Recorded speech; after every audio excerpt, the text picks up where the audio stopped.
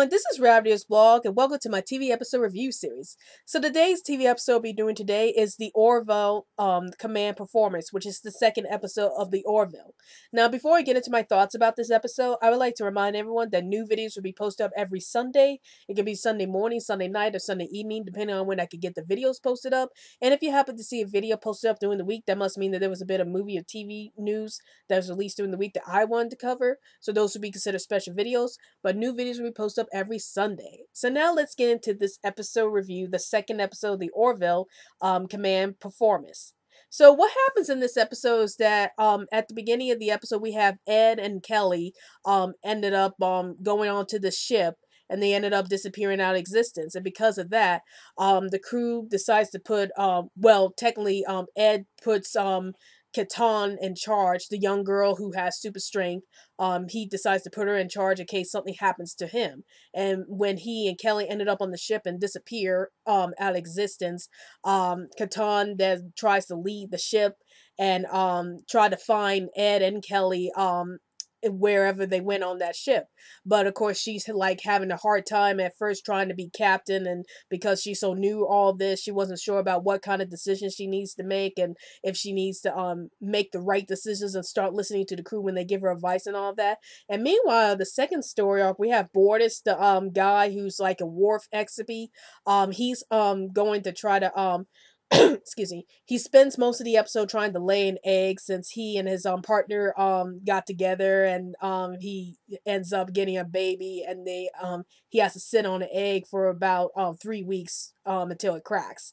So that's one of the plot lines that happens in the episode. But the main plot line in this episode is Catan trying to become the captain of the ship and trying to take over when Ed and Kelly disappear. And then you got the B story with Bortis trying to try to lay on his egg that he created, and that's pretty much the gist of this episode. So what are my thoughts about this episode?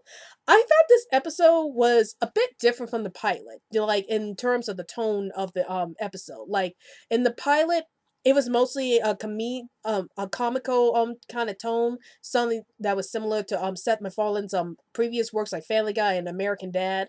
But then you have the second episode, which is much more serious in tone. Like this episode actually focuses more on the drama between all the characters. Like we see Catan actually struggling with trying to be the captain of the ship since she's still inexperienced, and then we see Ed and Kelly end up in this alternate dimension.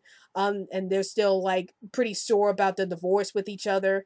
And I say the only light part of the whole plot lines in this episode is like Bort is trying to give birth to his egg, or laying on his egg for a few weeks. But yeah, this episode is much more dramatic than the first episode, and I think it's the show is still trying to find its footing on what it wants to be. Does it want to be a parody of Star Trek, or does it want to be like something similar to Star Trek but still be its own show?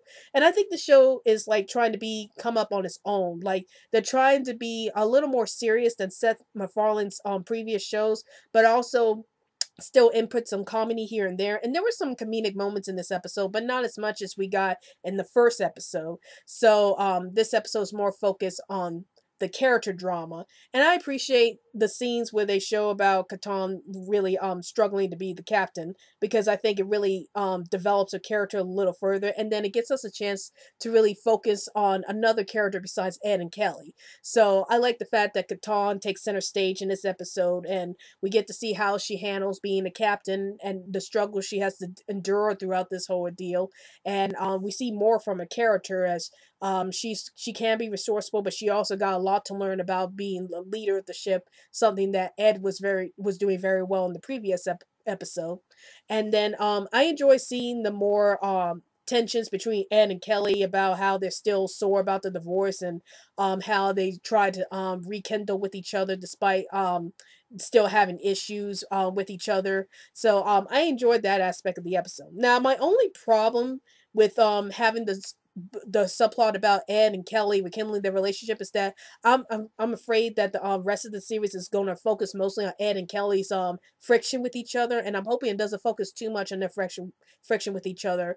Like I either want Ed and Kelly to become just friends or maybe get back together, but I hope it doesn't like spread out throughout the rest of the season, and that's going to be what all the show's going to be about, their relationship with each other or the friction with each other. So I'm hoping they wrap up that plot line between Ed and Kelly pretty soon down the line.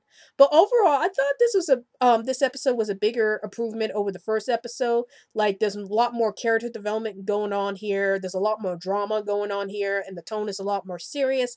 But I think the show so far is going in the right direction, and I can't wait to see the next episode, especially with the big twist that happens at the end of this episode. I don't want to tell you what happens at the end of the episode, but yeah, the twist was pretty big. So I really interested to see how that twist would be resolved in the next episode. So overall, I give this episode 4.5 stars. I took off half stars because the pacing was still a bit slow in this episode. It's actually much slower than it was in the previous episode, but the storytelling was very strong, and I think the character development was done much better in this episode, and I hope the show continues to go in this direction as the episodes go on. So now that the show has moved to a new time, to Thursdays at 9 o'clock, since today was a bit delayed because of football, I'll probably start reviewing the show on Thursdays for now instead of Sundays.